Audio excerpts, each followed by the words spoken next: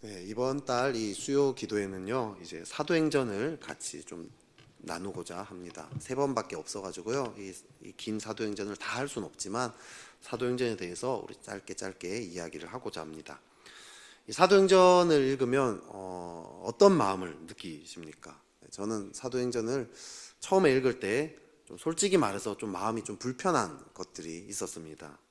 어떤 게 마음이 불편한가 했을 때 첫 번째로는 이 사도행전에서 나타나는 이런 일들이 이제 오늘날의 교회와는 좀 너무 다르게 느껴졌기 때문입니다. 오늘 본문에만 봐도 뭐 표적과 기사들이 엄청나게 행해졌다라고 이야기를 합니다. 근데 오늘날도 뭐 표적과 기사가 일어나기는 하지만 참 이때처럼 이렇게 빈번하게 일어나는 것 같지는 않습니다. 막 병든 사람을 메고 침대와 요 위에 누이고 막 그림자라도 덮게 해주세요. 막 이런 일들까지는 사실 일어나는 것 같지는 않습니다. 수많은 사람들이 병든 사람들, 귀신 들린 자들이 낫는다는데 또 그런 것 같지도 않습니다. 또 이 표적과 기사도 없지만 또 이 핍박도 사실은 오늘날과 다르죠. 믿는다고 감옥에 가두는 그런 일들은 없습니다. 또 감옥에 가둬도 또 이렇게 오늘 본문처럼 막 기적적으로 신기하게 풀려나거나 이런 일들도 사실은 잘 일어나지 않는다는 거죠. 그래서 이게 좀 너무 이제 오늘날이랑 너무 달라 보이지 않는가? 그래서 마음이 좀 불편했는데요. 사실 더 불편한 것이 있습니다. 그건 뭐냐면 이 사도행전에 나오는 사도들처럼 담대한 마음이 저에게는 없었기 때문입니다. 그래서 이걸 보면은 참 마음이 눌릴 때가 많이 있습니다. 어느 날도 이게 사도행전을 보고 복음을 전하면서 이렇게 살아야 되는구나 막 이렇게 생각을 하고 그렇게 살려고 이제 마음을 먹겠다 이렇게 마음을 먹었을 때 그때쯤에 하필이면 이제 어떤 분의 간증을 들었습니다. 조폭들에게 복음을 전했다는 거죠. 전도를 하려고 감동을 받아서 나이트클럽에 찾아갔답니다. 갔더니 낮에 가니까 사람이 아무도 없는 거죠. 근데 보니까 팔에 문신하고 머리가 하나도 없으신 그런 분들이 거기 있는 거죠. 이분들도 복음이 필요하다 생각해가지고 복음을 전했다는 간증을 들었습니다. 제가 그 이야기를 듣고 너무 이제 마음이 눌리면서 나이트클럽에 갈 용기는 없고 그래서 우리 캠퍼스라도 학교라도 이제 가자 해서 학교에 갔습니다. 학교에 가서 전도를 하려고 딱 보니까 이렇게 누가 한 명 딱 있는 거예요. 뒷모습이 딱 보였습니다. 저 사람에게 복음을 전해야 되겠다. 정말 덜덜덜 떨면서 가는데 갑자기 뒤에서 담배 연기가 싹 올라오는 거예요. 무섭잖아요. 그죠? 그래서 재빨리 방향을 틀고 다른 사람을 찾아갔습니다. 또 저기서 멀리 보여가지고 그 사람을 또 찾아갔는데 이 사람은 염색을 좀 심하게 하셨더라고요. 그래서 또 다른 데로 갔습니다. 이번엔 정면에 보였어요. 전해야지 하면서 딱 가는데 인상을 너무 쓰고 있더라고요. 그래서 학교를 한 바퀴 그런 식으로 다 돌았어요. 다 돌았는데 정말 계속 피하고 이런 핑계 저런 핑계 하면서 계속 도망가다가 이제 맨 마지막에 이분에게는 정말 전하지 않으면 내가 진짜 너무 죽을 것 같은 거예요. 나 자신이 너무 초라하고 한심해 보여가지고 딱 봤는데 너무 이렇게 천사같이 순해 보였어요, 얼굴이. 그래서 예수님 믿으세요 했더니 네, 그런 교회 다닙니다. 네, 감사합니다. 이러고 도망쳐 왔던 기억이 있습니다. 오늘 이 본문은 목숨의 위협 가운데서도 복음을 전하지 말라고 막 희하는 가운데서도 이 복음을 막 전하고 있는 거죠. 너 예수 소리 한 번만 더 하면 사시미로 확 쑤셔 불란게 막 이런 거 있죠. 5번 척추랑 3번 척추 순서를 확 바꿔 불란게 막 이런 이 조폭들한테 가가지고 복음을 지금 막 전하고 있는 거죠. 속된 말로 하면 진짜 거의 도라이 같은 거의 그런 수준의 활동을 지금 사도들이 하고 있는 겁니다. 근데 문제는 우리는 이 나이트클럽도 아니고 사실 동네 커피숍에서도 복음 전하기 두렵지 않습니까? 선배가 아니라 친구한테도 복음 전하는 것을 참 두려워합니다. 직장의 상사가 아니라 부하 직원한테도 복음 전하기 두려워합니다. 심지어 사실 가족들에게도 복음 전하는 것이 힘들어지는 거죠. 그래서 이 사도행전을 보면 이게 정말 나랑 상관이 있는 이야기인가? 너무 거리가 먼 것 같이 느껴집니다. 이런 담대함과 나는 상관없는 이야기 같이 느껴집니다. 그래서 저도 사도행전을 한번 읽고 난 다음에 다음부터 읽을 때는 좀 애초에 이제 별로 마음을 별로 씻지 않고 적당히 내가 은혜 받고 싶은 것만 받아야지 이런 마음으로 읽었던 기억도 납니다. 하나님의 말씀은 사실 우리에게 소망을 주고 위로를 줘야 되는데, 격려를 해야 되고 도전을 줘야 되는데, 이 사도행전은 저에게 오히려 낙심을 주는 그런 본문이었다는 거죠. 왜 이런 일이 벌어졌습니까? 왜 낙심을 가지게 되었습니까?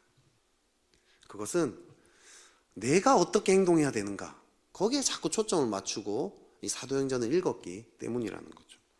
내가 이 사도들처럼 행동해야 될 것 같은 이 부담감들 때문이었던 거죠. 저는 근데 사도들의 수준이 안 되잖아요. 그러니까 낙심이 되는 거죠. 근데 이 사도행전이 말하고자 하는 바는 너희가 이렇게 행동해야 돼, 이거는 사실 순위에서 밀려나는 겁니다. 사도행전의 별명은 이 성령행전입니다. 우리의 행동이 아니라 성령님의 행동에 초점이 맞춰져 있다는 거죠. 성령께서 어떻게 행하고 계시는가, 거기에 우리가 주목해야 합니다. 오늘 본문에서 사실 이렇게 극단적으로 행동하고 있는 이 베드로, 이 사람은 어떤 사람이었습니까? 담대하고 막 이렇게 지금 하고 있지만 사실은 예수님을 3번 부인했던 사람 아닙니까? 우리와 조금도 다를 바 없는 그런 사람입니다. 예수님이랑 사실 3년이나 같이 실제로 살았잖아요. 그렇게 살아놓고도 3번을 부인했습니다. 이 사람은 어쩌면 우리보다 못한 사람일지도 모르겠습니다. 그런데 그런 사람이 지금 막 엄청나게 담대한 행동들을 하고 있고요. 표적과 기사들이 막 일어나고 있습니다. 조폭들이 사시미를 들고 위협하는데 그 앞에서 지금 복음을 전하는 그런 사람으로 변화가 된 거죠. 어떤 일 때문에 이런 일이 일어났습니까? 우리가 다 알다시피 이 오순절 성령의 역사 때문인 거죠. 이 성령의 역사에 주목을 해야 합니다. 성령의 역사는 못 보고 베드로가 어떻게 했느냐, 어떻게 저런 굳은 의지와 저런 결단을 했는가, 여기에 초점을 맞추면 안 되는 거죠. 그럼 우리는 낙심하게 됩니다. 사도행전은 우리가 어떻게 살아야 되는가, 이게 아니라 성령님이 지금 어떻게 행하고 있는가, 거기에 먼저 초점을 맞춰야 되는 거죠. 그렇게 맞추면 내가 어떻게 살아야 될지도 보이게 됩니다. 그런 관점으로 사도행전을 볼 때 이 사도행전은 소망의 책이 됩니다. 그럼 어떤 소망을 줍니까? 오늘 본문을 보면 많은 표적과 기사가 일어납니다. 이걸 보면요, 이 사도들이 진짜 엄청난, 좀 속되게 얘기하면 영빨을 가지고 있는 것처럼 느껴집니다. 사도들이 정말 대단해서 이런 일들이 일어났을까요? 과거에 제가 이런 간증을 들은 적이 있습니다. 어떤 목사님이 일명 귀방뱀독병이라는 마가복음 16장 17절 18절의 구절을 달달 외웠습니다. 이게 뭐냐면요, 믿는 자들에게는 이런 표적이 따르리니 곧 그들이 내 이름으로 귀신을 쫓아내며 새 방언을 말하며 뱀을 집어올리며 무슨 독을 마실지라도 해를 받지 아니하며 병든 사람에게 손을 얹은즉 나으리라 하시더라. 요 말씀, 귀신, 방언, 뱀, 독, 병, 귀방, 뱀, 독, 병, 이름 어려운데 요걸 이제 이 성경 본문을 가지고 3년 동안 기도를 했답니다. 이 말씀을 가지고 달달달 외우면서 이 말씀이 완전 자기의 존재가 될 때까지 막 하루 종일 이 말씀을 붙들고 기도를 했답니다. 그런데 어느 날 집회에서 손을 들고 막 기도하는데 손에 뭔가 전기 같은 게 찌르르르 이렇게 떨어지는 어떤 느낌을 받았답니다. 그리고 그때부터 엄청난 신유의 역사가 나타났다고 간증하는 걸 들었습니다. 이런 것처럼 오늘 이 본문에 이 사도들을 통해 나타난 기적들이, 이 사도들이 막 3년 동안 엄청나게 기도하고 금식하고 막 노력했기 때문에 이런 일이 일어난 걸까요? 이런 일이 일어나는 사람들을 하면 보통 우리 생각할 때 우선 목소리가 다르잖아요, 그렇죠? 할렐루야 막 이러면서 이렇게 가래 끓는 소리 막 이런 게 나야 되잖아요, 그렇죠? 근데 이건 성령이 그냥 하신 거잖아요, 그죠? 예.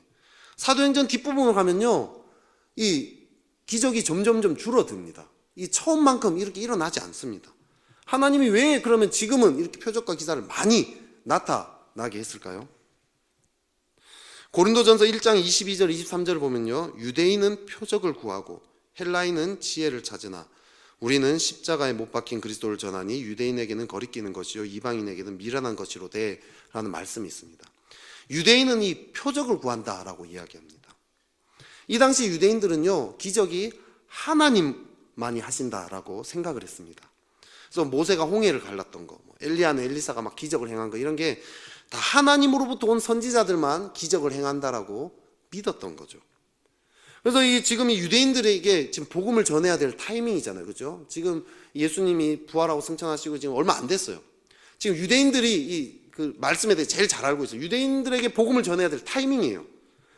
유대인들을 믿게 하기 위해서 지금 성령께서 이런 기적을 행하신 거죠. 유대인들에게 복음을 전하기 위해서 이런 일들을 지금 활발하게 행하고 있습니다. 그래서 사실 오늘날도요, 제3세계나 선교지 같은 데서는요, 표적과 기적들이 여전히 많이 일어납니다. 어떤 선교사님이 식사 대접하려고 이제 사람들을 모았는데 사람들이 너무 많이 왔다는 거예요. 자기가 준비한 햄이 한 덩어리밖에 없는데 이거 어떡하지 하면서 막 썼는데 계속 썰리는 거예요. 계속 썰리는 거예요. 이런 기적을 간증을 들은 적이 있습니다. 또 어떤 부족을 전도를 하려고 하는데 어떤 이제 이게 그 원주민이 이렇게 얘기했다는 거예요. 하나님이 진짜 온 우주 만물을 네가 주관한다고 얘기하는데 지금 이렇게 이 땅이 가물었는데 그럼 하나님 비 오게 할 수 있냐? 할 수 있다고 이렇게 대답했다가 와 이제 큰일 났다, 지금 몇 년간 지금 비가 안 오는데 어떡하냐면서 막 선교사님 막 애타면서 밤새도록 기도했더니 그 다음날 어마어마하게 비가 와가지고 막 그 부족들이 다 막 예수님 믿게 됐다, 막 이런 간증들을 들어봤습니다. 이 선교사님이 막 매일 3년간 기도해서 이런 기적이 일어났습니까? 귀, 방, 뱀, 독병 막 하면서 해서 그렇게 됐을까요? 그냥 복음을 전하기 위해서 성령께서 그냥 하신 일이라는 거죠. 오늘 하나님이요, 유대인들이 예수님께로 돌아오게 하기 위해서 이 일을 그냥 하신 거예요. 표적과 기사를 행한 것입니다. 근데 이 표적과 기사를 행했다라는 것보다 더 중요한 사실이 하나 있습니다. 그건 뭐냐면 오늘 지금 일어나고 있는 이 일이 예수님이 하신 일과 너무 똑같은 일이라는 거죠. 예수님이 이전에 복음을 전할 때 했던 일과 너무 비슷하지 않습니까, 여러분? 심지어 병든 사람을 메고 거리에 나가 침대와 요위에 누이고, 이런 침대에 누워서 데리고 온 사람 기억나시죠? 막 옷자락이라도 닦기라도 하면 좋겠다, 막 이런 거, 그렇죠? 수많은 사람들, 예루살렘 부근에 수많은 사람들도 모여 병든 사람과 더러운 귀신에게 괴로움 받는 사람을 데리고 와서 다 나음을 얻으니라. 이 복음서에 있던 얘기가 너무 똑같은 걸 지금 그대로 갖다 붙인 것 같은 구절입니다.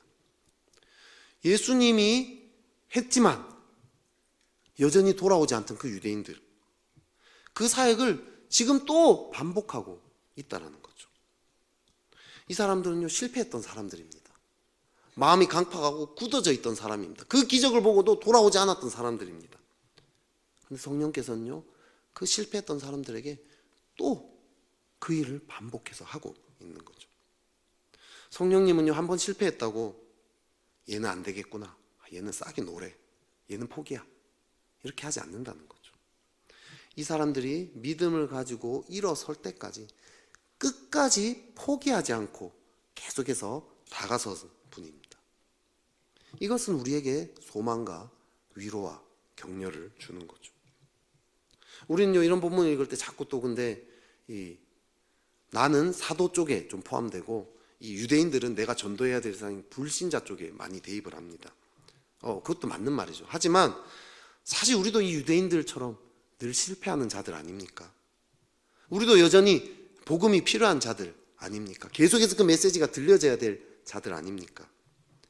그렇게 오랫동안 신앙생활을 했지만 여전히 실패하지 않습니까? 여전히 내 마음대로, 내 뜻대로 살 때가 많지 않나요? 하나님이 정말 나에게 이렇게 많은 은혜를 주셨는데, 여러분도 은혜 받은 때들이 많이 있지 않나요? 그렇게 결단하고 이제 하나님 뜻대로 살겠다, 하나님이 원하는 대로 내가 살겠다 했지만 지금 정말 그렇게 살고 있다라고 확신하면서 담대하게 이야기할 수 있는 사람이 여기 과연 얼마나 되겠습니까?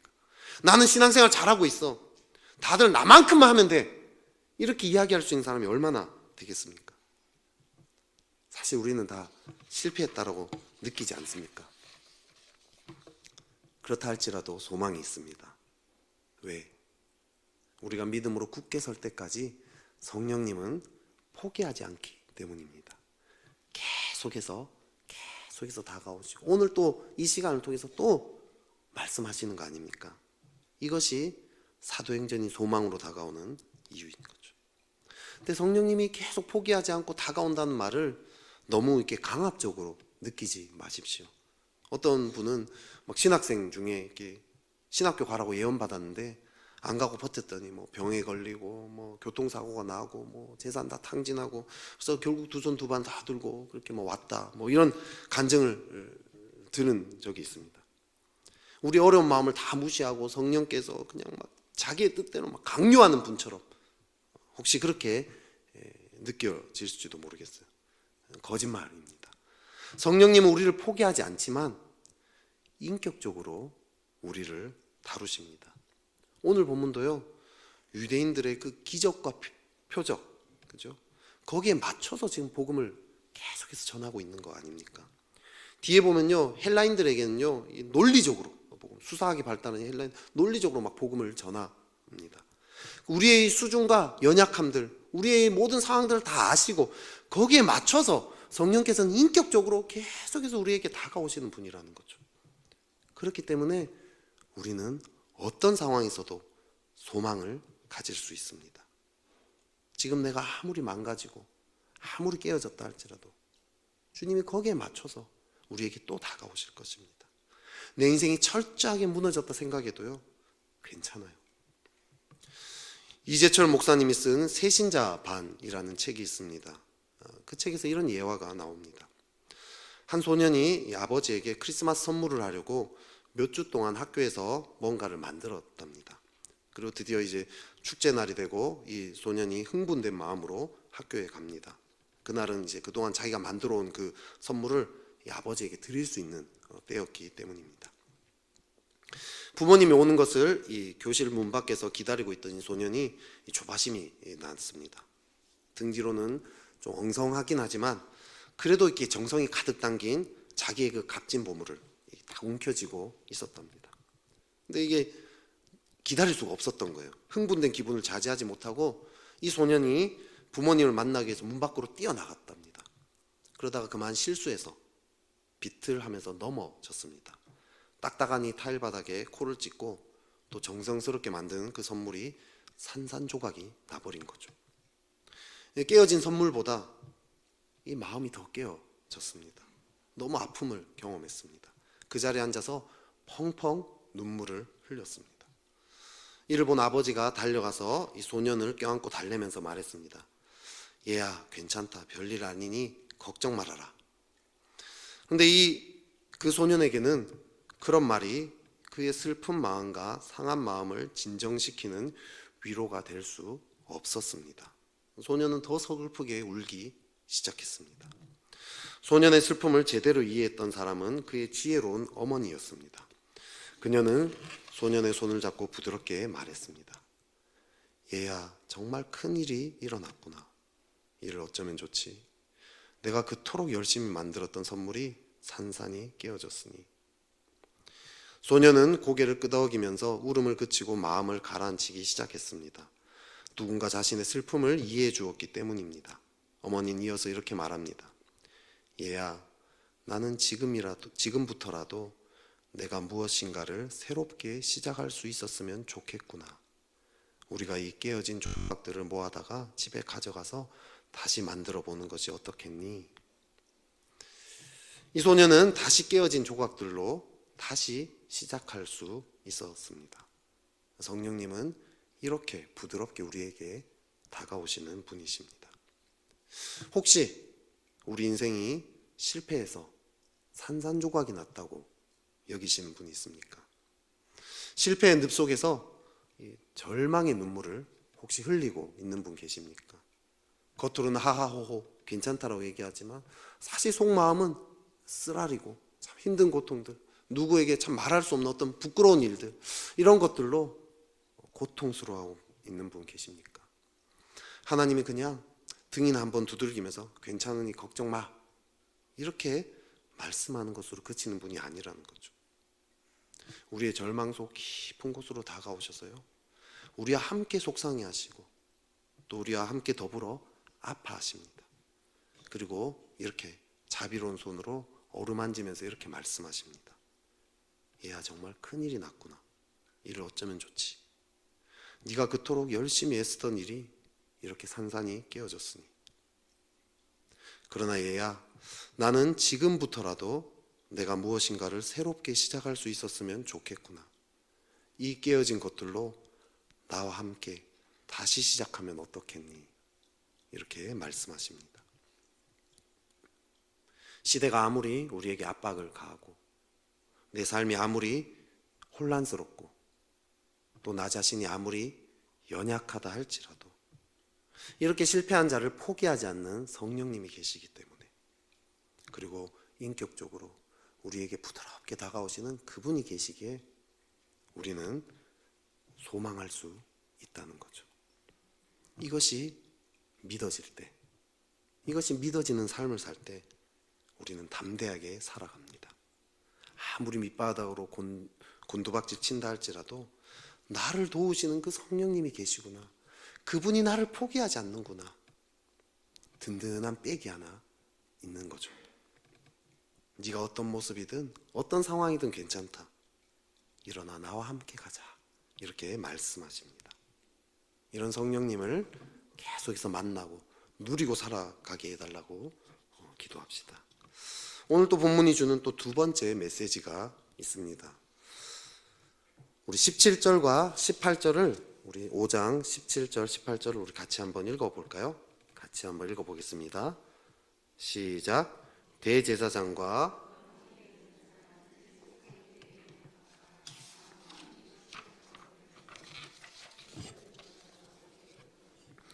마음에 이 시기가 가득해서 옥에 가두었다라고 이야기합니다. 이 시기가 가득했다, 이 표현을 성경 기자가 굳이 썼죠. 이것은요, 이면에 이 악한 영의 역사가 있다라는 뜻입니다. 이건 인간의 이 자연스러운 반응이 아니에요. 근데 주의 사자가 다시 풀려나게 합니다. 근데 또 사람들이 또 잡아와요. 그랬더니 또 뒤에 보면 가말리엘이 또 이제 또 그 가말리엘이라는 이 바리새인 또 풀려나게 됩니다. 힘있고 권세 있는 자들이요, 이 사도들을 다 잡아와요. 근데 잡기는 잡았는데 이 사람들은 잡혀있는 게 아니에요. 보면 잡혀있지만 계속 풀려납니다. 자유합니다. 심지어 이 잡아온 이 대제사장이요, 이들 눈치를 봐요. 26절에 보면요, 그들을 잡아왔으나 강제로 못함은 백성들이 돌로 칠까 두려워함이더라, 이렇게 얘기합니다. 잡아왔지만 오히려 잡아온 사람이 눈치를 봅니다. 너네 예수 이름으로 다른 사람 가르치지 마, 가르치면 너네 죽을 줄 알아, 이렇게 협박했더니 이 사람들이 너네들이 예수를 죽였다, 그 예수를 하나님이 구원자 삼으셨다, 이렇게 막 담대하게 이야기를 하고 있습니다. 겉보기에는요, 악한 자들이, 악한 영들이 이 대제사장과 이 사두개인들을 통해서 사도들을 잡아왔어요. 이 악한 영들이 권력자들을 통해서 이렇게 이 세상을 이렇게 쪼물락쪼물락 하거든요. 겉보기에 위협을 당한 사람들은 이 사도들입니다. 그런데 정작 두려워하는 사람은 대제사장이라는 거죠. 사도들은 오히려 압박 가운데서도, 핍박 가운데서도 오히려 자유한 모습을 보이고 있습니다. 이것은 악이 이기지 못하는 것을 보이는 거죠. 악이 이기는 것 같지만 성령의 손 안에 있다는 것입니다. 이 세상은요, 악이 힘 있는 자, 권력 있는 자를 통해서 세상을 다스리는 것처럼 보입니다. 악이 판치는 것 같습니다. 근데 그렇게 보일 뿐입니다. 이 세상은 성령께서 다스리고 계십니다. 여러분이 달러, 돈 있죠, 돈. 그 돈을 누가 찍어낸지 아세요? 참 이 발음이 페더럴 리저브 뱅크 뭐 이렇게 적혀 있어요. 연방준비은행. 이건 미국의 중앙은행이 아니에요. 미국의 일반 여러 은행들의 연합체입니다. 이 은행들이 달러를 찍는 것이요, 미국 정부의 이익을 위해서 찍는 게 아니에요. 자기 은행 이익을 위해서 찍어낸다고 합니다. 그래서 이 배후에 있는, 이 은행 배후에 있는 사람들이 이 세상을 좌지우지한다라고 이야기를 합니다. 뭐 우리 최고의 부자 하면은 뭐 빌 게이츠나 아니면 요즘은 아마존 그 설립자 제프 베조스라고 이렇게 이야기를 합니다. 근데 그게 아니에요. 실제로 정말 이 세상을 좌지우지하는 분은 이 연방준비은행, 이들의 배후에 있는 이 사람들이요, 정치나 경제나 뭐 이런 것들을 모든 영역에 손을 뻗치고 있다라고 얘기합니다. 이 사람들은 절대로 무너지지 않고요, 자기를 보호하기 위해서 어떤 수단과 방법들을 가리지 않고 악한 구조들, 이런 것들을 막 만들어낸다고 합니다. 법도 바꾸고요, 돈을 벌기 위해서 전쟁도 막 조작하고요. 여러분, 이렇게 이 미국에는 총을 마트에서 살 수 있잖아요, 그죠? 너무 말이 안 되는 소리잖아요. 마트에서 총을 산다는 건 얼마나 이게 악한 구조입니까? 힘 있는 자들이 이제 이런 짓을 저지르는 거죠. 이런 사람들이요, 이 세상을 좌지우지하는 것 같아 보입니다. 우리나라도 이게 정치인들, 대기업 이런 간부들 이런 사람들이 다 이렇게 막 이 나라를 좌지우지하는 것 같고, 우리는 그냥 힘이 없는 서민들은 그냥 이 계란으로 바위치기처럼 이렇게 살아가는 것 같아 보입니다. 근데 오늘 상황도 사실 비슷해요. 대제사장, 사두개인들이 모든 힘과 권력을 쥐고 있습니다. 이들을 감옥에 데리고 올 수 있는 힘과 권력을 다 쥐고 있어요. 말도 안 되는 이유로 이들을 막 감옥에 가둬버립니다. 이 사람들은 돌로 쳐 죽일 권력을 쥐고 있습니다. 실제로 많은 그리스도인들이 이들의 모함에 죽었어요. 이 당시에 그리스도인들이 이들을 이길 확률은 제로에 가까워 보입니다. 계란으로 바위치기입니다. 근데 오늘 본문에서 보면 계란이 이기고 있어요. 왜? 이 모든 힘과 권력이 하나님의 손에 있기 때문이라는 거죠. 악이 다스린 것 같아 보이지만 아니, 그 배후에 하나님이 다스리기 때문입니다.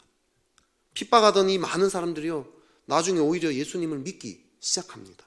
그렇게 핍박받던 그 기독교가 폭발적으로 성장하는 일들이 일어난다는 거죠. 여러분, 이 창세기에 소돔과 고모라에 롯이 살고 있습니다. 그 당시에 롯은 어떤 마음이 들었을까요? 하나님이 이기는 것처럼 느꼈을까요? 소돔과 고모라의 세상이 진짜 하나님이 존재한다라고 느껴질까요? 모든 사람들이 하나님이 없다고 생각했고요, 거리낌 없이 악을 행하던 동네에서 살고 있었어요.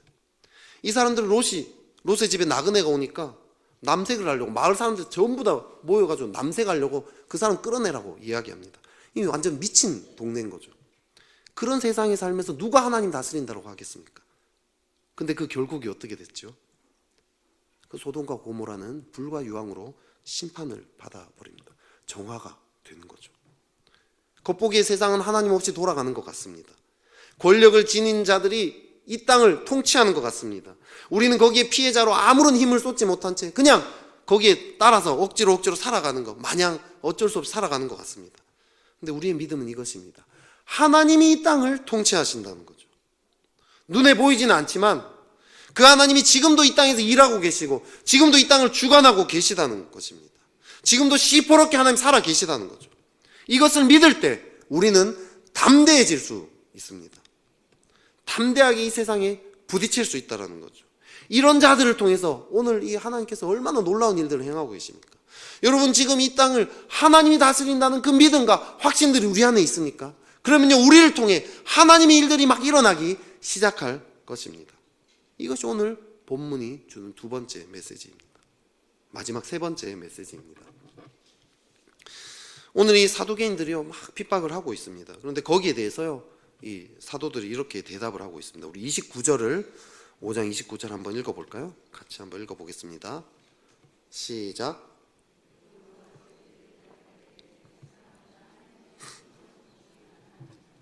사람보다 하나님께 순종한 것이 마땅하다라고 합니다. 무슨 말입니까? 너네가 아무리 핍박해도 우리는 계속 복음 전할 거다. 너네들 어떻게 하든 우리는 계속 복음을 전할 거야. 근데 이걸로 끝내도 되는데, 우리는 계속 복음 전할 거야 이렇게 하고 끝내도 되는데, 핍박이 지지 않겠다 이것이 목적이면 이것으로 끝내도 되거든요. 근데 뒤에 말을 더 붙여요. 우리 30절부터 32절도 한번 읽어볼까요? 30절부터 32절까지 읽겠습니다. 시작. 너희가 나무에 달아 죽인 예수를 우리 조상의 하나님이 살리시고 이스라엘에게 회개함과 죄 사함을 주시려고 그를 오른손으로 높이사 임금과 구주로 삼으셨느니라. 우리는 이 일의 증인이요 하나님이 자기에게 순종하는 사람들에게 주신 성령도 그러하니라 하더라. 아멘. 이게 왜 굳이 이 말을 또 굳이 덧붙였을까? 우리가 진리를 믿고 있어, 너네 잘못된 거 믿고 있어, 우리가 논리적으로 오라, 이걸 이야기하기 위함일까? 근데 이게 논리 싸움 하려고 한 것 같아 보이진 않습니다. 여러분이 불신자랑 논리 싸움에서 이기면 어떻게 돼요? 저도 옛날에 막 책 가지고 공부하고 그래가지고 막 서로 막 해가지고 막 이기면 이렇게 얘기해요. 네 말이 맞는 것 같긴 한데 빈정상해서 못 믿겠다. 이렇게 나와요. 이기기 위한 게 아니라 지금 이 사도들은요, 진짜 이들에게 그냥 복음을 전한 거예요. 너네가 잘못 알고 있어. 예수님이 여전히 너희를 사랑하시고 너희 죄도 다 용서했어. 그분을 다시 믿어. 지금 복음을 또 이들에게 전하고 있는 거예요. 복음의 이 적대적이고 복음 전하지 말라고 막 이야기하는 이 사람에게도 또 복음을 전하고 있는 거예요. 듣지 않는데도 여전히 복음을 전하고 있습니다. 이들을 불쌍히 여기며 복음을 전하고 있습니다. 씨 뿌리는 자의 비유에 보면은 길가에도 씨를 뿌리는 장면이 나옵니다. 그죠? 밭에다 뿌리는 거 이해됩니다. 뭐 가시밭 정도도 이해할 수 있는데 길가는 그냥 딱딱한 길이에요. 거기는 절대 씨가 자랄 수가 없어요. 거기에도 씨를 뿌려요. 어리석은 짓 같습니다. 근데 왜 그렇게 합니까? 성령께서는 모든 일을 품기 때문입니다. 하나님의 일에 호의적이고 관심을 보이는 사람에게만 복음을 전하는 게 아니라 복음을 아무리 이야기해도 듣지 못하고, 아니 심지어 적대적인 반응을 보이는 사람조차도 성령께서는요 계속해서 은혜로 값없이 복음을 전한다는 거죠. 근데 이게 우리도 그렇지 않습니까? 살다 보면 마음이 너무 굳어질 때가 있어요. 주님께 반응할 수 없는, 그럴 것 같을 때가 있어요. 기도와 말씀 생활 안 한다 이런 정도가 아니라 그냥 하나님께 나가는 것 자체가 너무 싫고, 하나님 믿고 싫고, 그냥 원망스럽고 화만 나고 이럴 때가 있어요. 근데 그럴 때도 주님은 우리에게 계속해서 부드럽게 다가오신다는 거죠. 계속해서 말씀을 전하신다는 거죠. 그렇기 때문에 소망이 있습니다. 그렇기 때문에 사울이 바울 될 수가 있었던 거죠. 그렇기 때문에 저희 그 믿지 않고 계속 저를 핍박했던 그 아버지도 예수님을 믿을 수 있게 되었던 거죠. 이것을 믿는 자들에게 얼마나 능력이 있습니까? 여러분 짐 엘리엇이라는 분 이야기 다 많이 한번 들어보셨을 거예요. 아우카 인디언들에게 복음을 전했습니다. 수백 년간 아우카 이 족은 침입자들을 다 죽였어요. 짐 엘리엇이 친구들과 들어가기 12년 전에 쉘이라는 오일 회사 직원들이 복음을 전하기 위해서 그냥 오일 회사 직원들이 갔다가 이 사람들도 8명이 죽었습니다. 이걸 다 알고요 들어갔어요. 들어가자마자 죽습니다. 다 죽어버립니다. 근데 2년 후에 그 선교사 미망인들 중에 2명이 또 들어가는 거예요. 남편이 죽었는데 지금 아내가 2년 후에 또 거기 복음을 전하러 들어갔습니다. 이게 말이 되는 소리입니까? 근데 들어갔더니 어마어마한 일이 일어납니다. 그 원주민들이요 돌아옵니다. 하나님 알게 되고요 그리스도를 섬기겠다고 결단하고 헌신을 합니다.